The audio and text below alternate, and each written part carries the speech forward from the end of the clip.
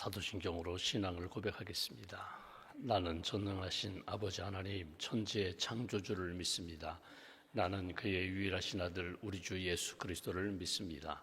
그는 성령으로 잉태되어 동정녀 마리아에게서 나시고 본디오 빌라도에게 고난을 받아 십자가에 못 박혀 죽으시고 장사된 지 사흘 만에 죽은 자 가운데서 다시 살아나셨으며 하늘에 오르시어 전능하신 아버지 하나님 우편에 앉아 계시다가 거기로부터 살아있는 자와 죽은 자를 심판하러 오십니다. 나는 성령을 믿으며 거룩한 공교회와 성도의 교제와 죄를 용서받는 것과 몸의 부활과 영생을 믿습니다. 아멘. 찬송가 309장 찬송하겠습니다. 309장입니다.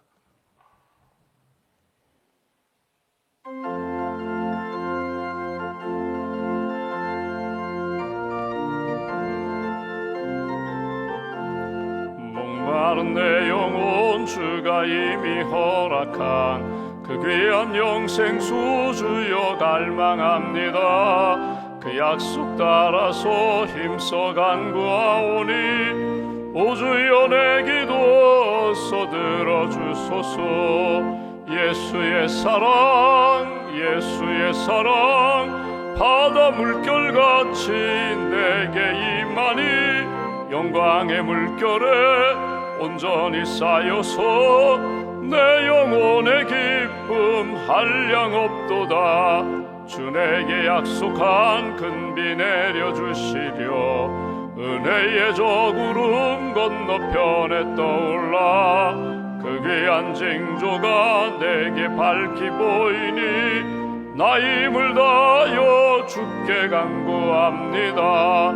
예수의 사랑 예수의 사랑 바다 물결같이 내게 임하니 영광의 물결에 온전히 쌓여서 내 영혼의 기쁨 한량 없도다. 은혜의 소낙비 지금 흡족히 내려 구원의 큰 강물을 넣차고 넘쳐서 내 추한 모든 죄 모두 씻어버리니 나 지금 은혜를 충만하게 받았네. 예수의 사랑 예수의 사랑 바다 물결같이 내게 임하니 영광의 물결에 온전히 쌓여서 내 영혼의 기쁨 한량 없도다. 그 차고 넘치는 주의 은혜의 물결 힘차게 밀려와 내게 만족합니다. 오 할렐루야로 주를 찬송하오니 내 마음의 기쁨이 항상 충만함이라. 예수의 사랑 예수의 사랑 바다 물결같이 내게 임하니 영광의 물결에 온전히 쌓여서 내 영혼의 기쁨 한량 없도다. 기도하겠습니다. 생명의 주인 되신 하나님, 우리 인생의 목자 되시는 하나님, 이른 아침 저희들을 육신의 잠에서 깨워주시고 또 영적으로 깨워주셔서 기도하며 믿음으로 하루를 시작하게 해주셔서 감사합니다. 내 인생의 모든 것이 하나님의 은혜요 또 하나님의 역사요 또 하나님께서 이루시는 은혜의 길임을 다시 한번 고백합니다. 이 아침에도 이렇게 건강하게 자연스럽게 호흡하며 하나님을 찬양하게 하시고 또 믿음으로 기도하게 하시고 하나님의 말씀을 읽고 듣고 묵상하는 가운데 하나님이 얼마나 나를 사랑하시는지 내게 이루고자 하시는 놀라운 뜻이 있음을 다시 한번 깨닫게 해주셔서 감사합니다. 겸손하게 믿음으로 기도하는 모든 심령들마다 하늘문 여시고 은혜와 성령의 담비를 부어주시고 메마른 광야와 같은 인생 여정 가운데 날마다 생수로 채워주시는 하나님, 만나로 먹여주시는 하나님, 구름기둥 불기둥 말씀과 성령으로 인도해 주시는 하나님을 체험하며 기쁨과 감사함으로 평안과 능력으로 살아가는 하나님의 사람들로 인도하여 주시옵소서. 날마다 우리 앞에 많은 어려움들이 찾아오고 우리를 위협하기도 하고 우리를 불안하게 만들기도 하지만 주님 내 안에 계시고 내가 주님 안에 있음을 날마다 믿음으로 확인하며 주님께 맡기는, 주님 의지하는 믿음의 사람으로 굳게 세워 주시옵소서.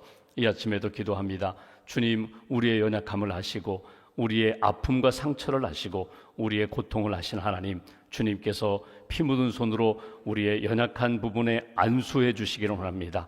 악하고 어두운 영들은 다 떠나가게 하시고 빛으로, 성령으로, 은혜로 충만하게 우리의 심령과 삶을 채워 주시옵소서.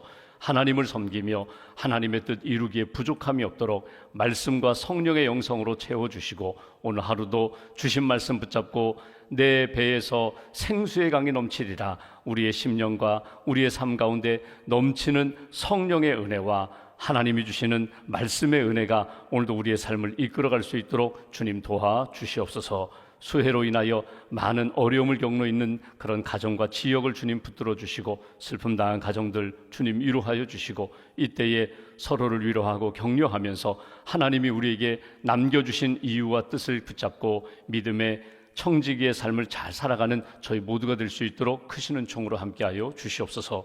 오늘도 하나님 우리에게 주신 일터가 선교의 현장이 되기를 원합니다. 우리에게 주신 사업체가 믿음의 기업이 되기를 원합니다. 여러 가지 어려운 경제 여건 가운데 오직 주님의 은혜를 구하는 가정마다, 기업마다, 일터마다 하나님께서 형통한 길로 인도해 주시고 어려울 때에 기도로 승리하는 하나님의 사람들로 굳게 세워 주시옵소서.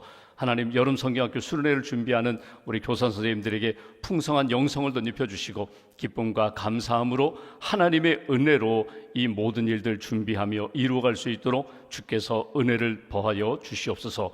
오늘도 하나님 의료 선교를 준비하는 분들이 있습니다. 또 교사 선생님들 말레이시아 선교를 준비하시는 분들이 있습니다. 국내 단기 선교를 준비하는 우리 젊은이 교회 성도님들이 있습니다. 한 분 한 분 성령의 충만함으로 채워주시고 하나님의 선교를 기도로 잘 준비할 수 있도록 크신 은총을 더하여 주시옵소서. 1,000번째 감사함을 주님께 봉헌합니다. 가정을 위하여, 자녀를 위하여, 일터를 위하여, 또 나라와 민족을 위하여 기도하는 기도 선하게 응답하여 주시고 하나님의 은혜 가운데 감사가 넘치는 인생 될 수 있도록 함께하여 주시옵소서. 한날의 삶을 주님께 맡깁니다. 오늘도 주님의 은혜 가운데 승리하는 날 되게 하시고 눈에 보이지 않는 그런 하나님의 성령님의 역사를 다시 한번 체험하는 뜨거운 은혜의 날, 체험의 날 될 수 있도록 성령님께서 걸음걸음 동행하여 주시옵소서. 감사, 찬송, 영광 주님께 올려드리오며 우리 주 예수님의 이름으로 기도하옵나이다. 아멘. 오늘 말씀 요한복음 7장 말씀 보겠습니다. 오늘은 7장 37절부터 44절 말씀 보겠습니다.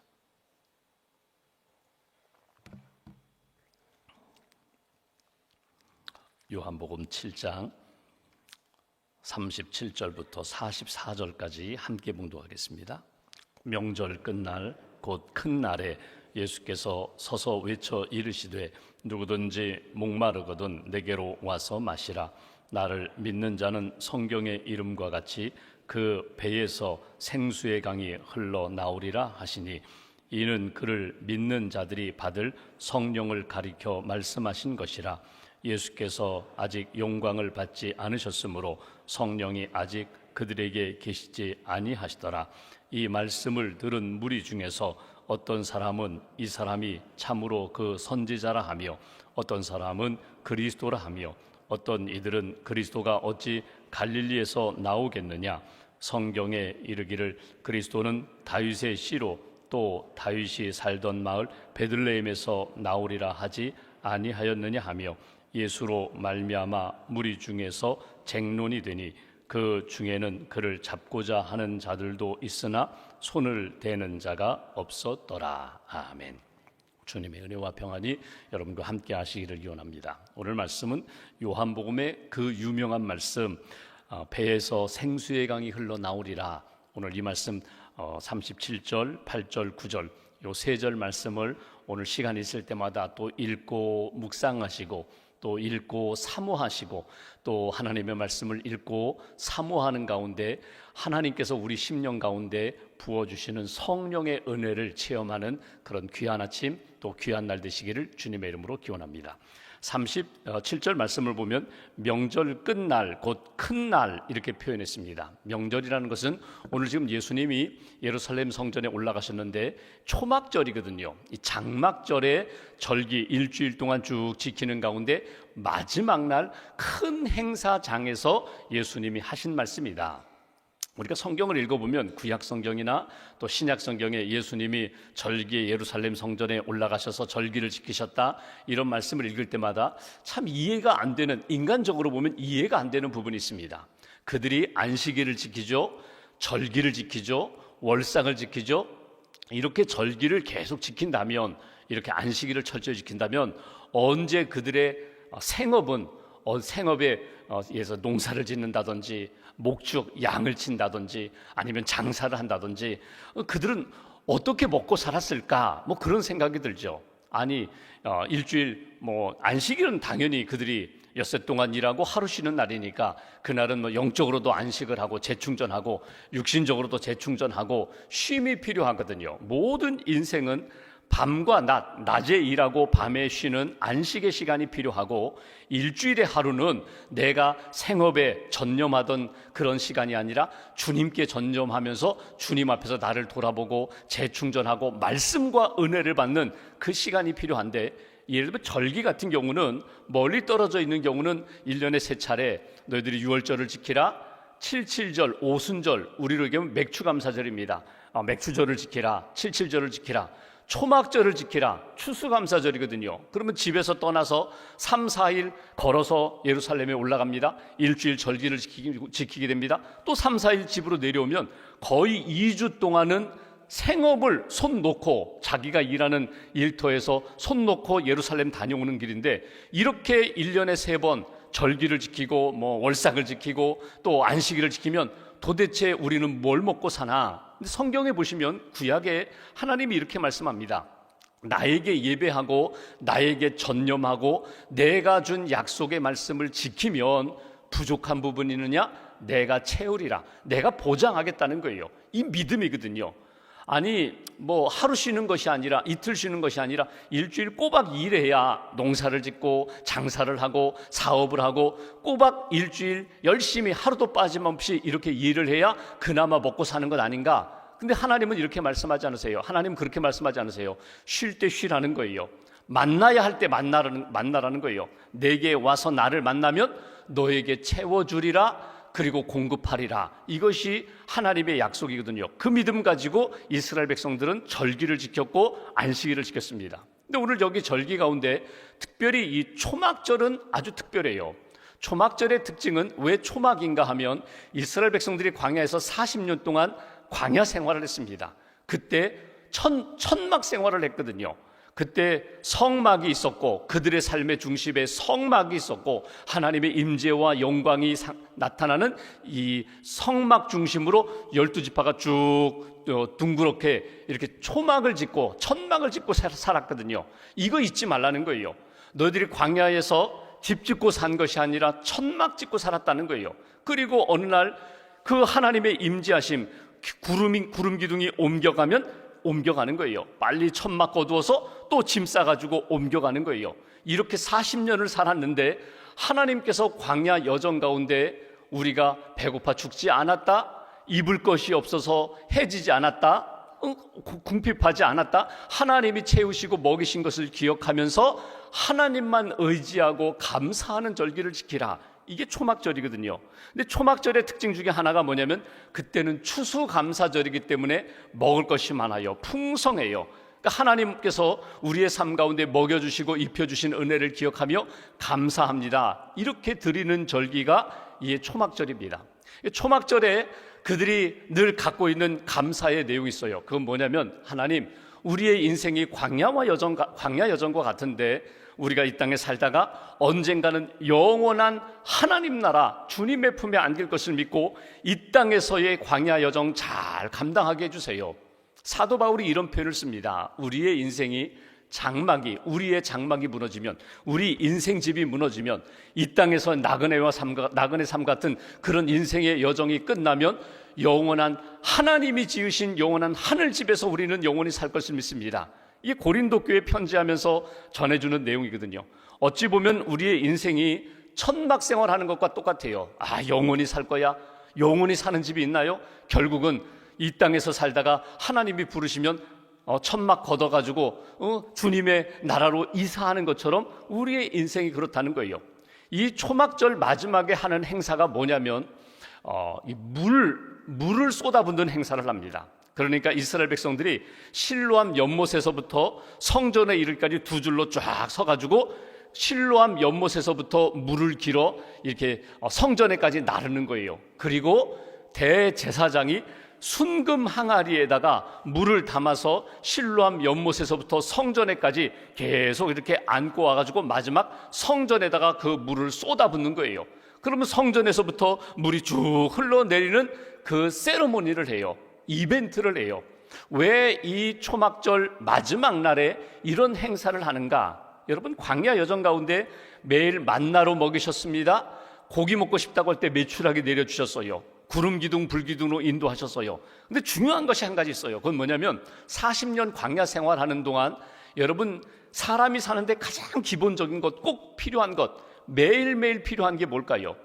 죄송합니다만 음식은 하루 이틀 안 먹어도 단식하거나 금식해도 살 수 있지만 물을 안 마시면은 안 되거든요. 근데 그 광야에서, 물 없는 광야에서 하나님이 물로 채워주셨거든요.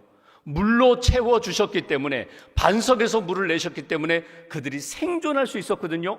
농사를 지었어요. 1년 농사를 지는데 물론 햇빛도 필요해요. 적정한 온도, 바람도 필요해요. 땅도 필요해요.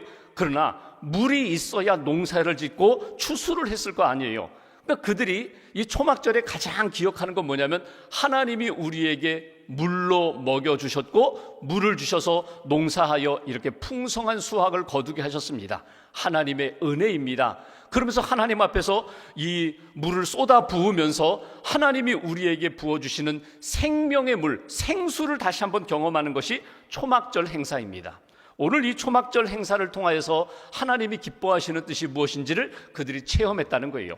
또 하나, 초막절에 그들이 다른 절기는 예루살렘에 올라가서 민박을 하든지 여관에 가든지 다른 집에, 친척 집에 가서 예루살렘 집에 가서 머무는데, 초막절 이 행사 때는요 집으로 가지 않아요. 그러니까 예루살렘에 다 천막 생활을 하는 거예요. 일주일 동안 천막 치고 생활하면서 우리 조상이 광야에서 이렇게 살았어. 그런데 하나님이 이렇게 보호하셨어, 먹여주셨어, 구원하셨어. 그것을 몸소 체험하는 것처럼 천막 생활을 하면서 하나님의 은혜를 기억하고, 여러분, 천막 분명히 거두는 날이 있어요. 천막 거두고 아이고 편안하게 이제 집안에 들어가서 쉬고 자고 그날을 생각하잖아요. 우리의 인생도 마찬가지라는 거예요. 언젠가 우리가 이 고난의 여정, 나그네의 여정 끝내고 주님의 나라 영원한 안식의 자리로 들어가는 그날을 바라보면서 준비한 인생 사는 것, 이것이 절기에 하나님 앞에서 초막절 절기에 그들이 하는 행사거든요. 근데 좀 오늘 본문 말씀 보십시오. 오늘 37절 명절 끝날 곧 큰 날에 이런 행사가 있습니다. 초막 지어놓고 장막 지어놓고 일주일 살았어요. 마지막 날에 대제사장이 성전에 물을 쏟아붓습니다. 그리고 그들이 시편 113편이나 시편 118편을 외치면서 목마른 자들 주님께 나오면 주님이 먹여주신다. 목마름 갈증을 해결해 주신다. 하나님의 은혜로 우리는 사는 인생이다. 하나님 앞에 이렇게 찬송하는 그때에 예수님이 외치시는 말씀입니다. 예수께서 서서 외쳐 이르시되 누구든지 목마르거든 내게로 와서 마시라. 나를 믿는 자는 성경의 이름과 같이 그 배에서 생수의 강이 흘러나오리라. 오늘 예수님이 크게 외치신다는 거예요. 그들은 지금 무엇을 바라보고 있어요? 성전을 바라보면서 대제사장이 쏟아부은 그 물, 실로암 연못에서 가져온 그 물이 성전에서부터 이렇게 내려오는, 바깥으로 흘러내려오는 그 장면을 보면서 너희들 목마른 인생들아 내게로 오라. 내가 너희를 마시게 하리라. 내가 너희들에게 목마름을 채워주리라. 이것이 예수님의 말씀이에요.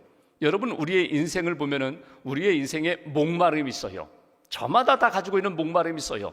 어떤 사람은 욕망에 목마르고요, 어떤 사람은요 물질에 목마르고요, 어떤 사람은 쾌락에 목마르고 명예에 목마르고, 각자 목마름에 영역에 있거든요. 근데 오늘 예수님이 말씀하시는 것은 너에게 가장 귀한 목마름은 영적인 목마름이라는 거예요.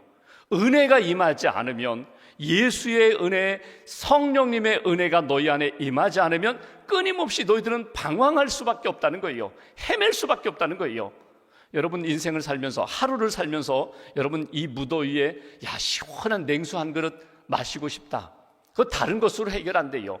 밥이 있고 여기 아이스크림이 있고 여기 풍성한 과일이 있다 할지라도 내 목마름은요, 물을 마셔야 돼요. 영적인 갈망, 내 인생의 목마름, 하나님께 나오는 자 누구든지 주님께서 채워주시리라. 오늘 예수님이 말씀하세요. 누구든지 내게 오는 자 내가 너희를 마시게 하리라. 영적인 목마름. 근데 오늘 예수님이 이렇게 말씀하십니다. 다시 한번 38절 말씀 보실까요? 나를 믿는 자, 예수님을 마신다, 예수님을 영접한다, 예수님을 믿는 자, 성경의 이름과 같이 그 배에서 생수의 강이 흘러나오리라. 여기 배라는 표현은요, 이거는 강이나 바다에 떠 있는 그 배가 아니라 우리 육신의 배를 말하는 겁니다. 그 배에서 생수의 강이 넘쳐 흐르리라. 여기에 대한 여러 가지 해석과 또 설명이 있는데, 여러분 이스라엘 백성들은 이런 생각합니다. 우리의 감정이 어디에서 나오는가? 배에서 나온다고 생각했어요. 감정, 장기에서 나온다고 생각했어요. 그러니까 신앙의 과정을 보면 지식, 이해하고 깨닫고 믿음으로 하나님의 뜻이 무엇인지를 생각하고 묵상하는 것, 감정적인 영역, 느끼는 거예요. 하나님의 사랑이 이렇구나, 하나님의 뜻이 이렇구나, 나를 사랑하시는 그 사랑하심이 이렇구나. 감정, 그것이 우리의 배에서, 감정에서 나온다고 생각해요. 그리고 손발을 움직이는 거거든요. 신앙의 여정 가운데 내가 공부를 많이 했어요. 성경을 읽고 성경 공부를 많이 했어요. 그것으로 내 기쁨이 나와야 되는데 그것으로 나오기가 힘들다. 내 안에 성령님이 내 감정의 영역 가운데, 내 삶의 영역 가운데 들어오셔서 나로 하여금 기쁨을 만들어주시고 감사를 만들어주시고 평안을 만들어주시는 영역, 그 배에서 나오게 된다.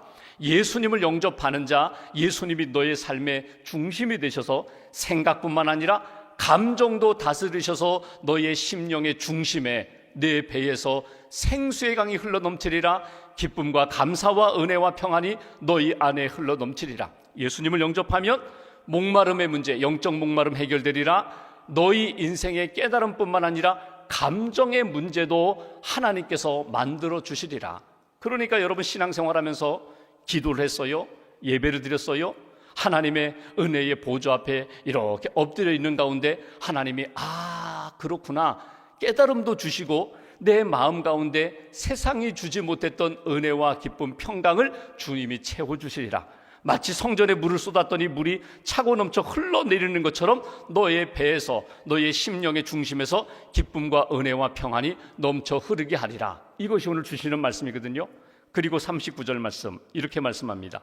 이는 그를 믿는 자들이 받을 성령을 가르쳐 말씀하신 것이라. 오늘 딱 붙잡고 기도할 제목은 이거예요. 하나님, 성령을 사모하고 성령을 우리에게 주시면 내 안에 목마름의 문제, 내 안에 감정의 영역 가운데 상실된 모든 잃어버린 감정들, 하나님의 은혜, 성령님을 통하여 다시금 회복시켜 주신다. 이것이 예수님이 주시는 말씀이에요. 그리고 괄호로 되어 있는 것은 예수께서 아직 영광을 받지 않으셨으므로 성령이 아직 그들에게 계시지 아니하시더라. 이거는 성경을 쓴 사람이 덧붙인 내용이거든요. 그 내용이 뭐냐면 아직 영광을 받지 않았다는 것은 십자가와 부활 이전이기 때문에 아직 이 성령이 그들에게 임하지 않았기 때문에 그들이 이것을 체험하지 못했다. 성령이 언제 임하여? 그들이 예수님 부활 승천하신 다음에 마가의 다락방에 기도하는 가운데 약속하신 성령을 받고 나니까 다 해결되는 거예요. 성령을 받고 나니까 내 인생의 죄와 죽음의 문제, 지금 내가 겪고 있는 이 많은 고난과 갈등의 문제, 내 미래에 하나님이 약속하신 그 천국에 대한 것도 성령이 내 안에 오셔서 채워주시고 이끌어주시고 내 배에서 생수의 강이, 성령의 은혜와 은사가 차고도 넘쳐서 하나님이 기뻐하시는 길을 걷게 된다. 이것이 주시는 메시지예요. 에스겔서 47장에 보면 유명한 말씀이 있죠. 에스겔이 환상을 보는 가운데 성전에서 물이 흘러나와서 모든 메마른 곳을 적시는 그런 환상을 보게 됩니다. 여러분, 우리의 기쁨의 근원이 어디에 있을까? 능력의 근원이 어디에 있을까? 모든 삶의 힘의 근원이 어디에 있을까? 성전에 있다는 거예요. 성전이라는 곳은 어떤 곳입니까? 그곳은 하나님의 임재와 하나님의 생명과 하나님의 말씀이 있는 곳, 그곳이 성전이거든요. 하나님이 계신 곳이 성전이에요. 우리 인생 가운데 성경과 성령을 통하여 하나님의 은혜를 받지 않으면 방황할 수밖에 없는 인생이 된다. 목마른 인생이 된다. 도스토옙스키가 유명한 책을 많이 썼어요. 죄와 벌이라는 아주 장편 소설을 썼잖아요. 사실 그는 이 죄와 벌이라는 작품을 쓰다가 중간에 잠깐 멈추고 돈을 벌려고, 자기 작품을 팔아서 좀 돈을 벌려고 쓴 작품 하나가 있는데, 한 달 만에 26일 만에 쓴 작품이 도박꾼이라는 그 소설을 썼어요. 아주 짧은 소설, 도박꾼. 이 도박꾼 얘기는요, 누구 얘기인가 하면 자기 얘기예요. 자서전적 소설이에요. 자기가 도박에 빠져가지고 막 해가지고 경제적으로 빚을 많이 졌거든요. 그거 갚으려고 허우적거리는 자기 인생을 이렇게 그린 것이 도박꾼이라는 단편 소설입니다. 그 소설을 쓰면서 도스토옙스키가 쓰고자 하는 내용이 있어요. 그건 뭐냐면 모든 인생은 목마르다는 거예요. 왜 내가 이렇게 도박에 빠졌을까? 내가 왜 이렇게, 도박이라는 건요, 돈을 벌려고 하는 거거든요. 쾌락을 위해서도 그렇지만 돈을 벌려고 하는 거거든요. 왜 여기에 빠졌을까? 결국은 목마름 때문에 그렇다는 거예요. 목마름. 하나님의 은혜로 충만하게 채워지지 않으면, 말씀과 성령으로 채워지지 않으면 우리 인생은요, 분명히 무언가를 위하여 달려가는 인생이 된다는 거예요. 여러분 보십시오. 이게 맞아요. 하나님 앞에 예배드리고 하나님의 은혜 가운데 영적으로 충만해져 있으면, 성령으로 충만해져 있으면 바울이 이야기한 것처럼 아무것도 없는 자 같으나 모든 것을 가진 자예요. 사방으로 우겨싸임을 당하여도 흔들리지 않고 넘어지지 않고 빼앗기지 아니하고 하나님 한 분으로 족한 그런 인생이 되는데, 주님이 안 계시니까 끊임없이 무언가를 자꾸 채우려고 하는 거예요. 목마른 인생으로 끊임없이 달려가는 그런 인생이 된다. 하나님 앞에서 오늘 예수님이 말씀하십니다. 성령을 사모하라. 성령으로 충만하게 채워라. 성령의 다스림 가운데 하나님 기뻐하시는 믿음의 인생으로 걸어가라. 오늘 예수님의 이 말씀을 쭉 보면서 여러분, 하나님 앞에서 오늘 다 목마른 인생인데, 이 땅에서의 초막 생활하고 사는 인생인데, 영원한 하나님 나라 소망 가운데 사는 인생인데, 오늘 하루 나는 무엇으로 하나님 앞에 채우며 감사하며 살아갈 것인가? 오늘 성경은 우리에게 이렇게 말씀합니다.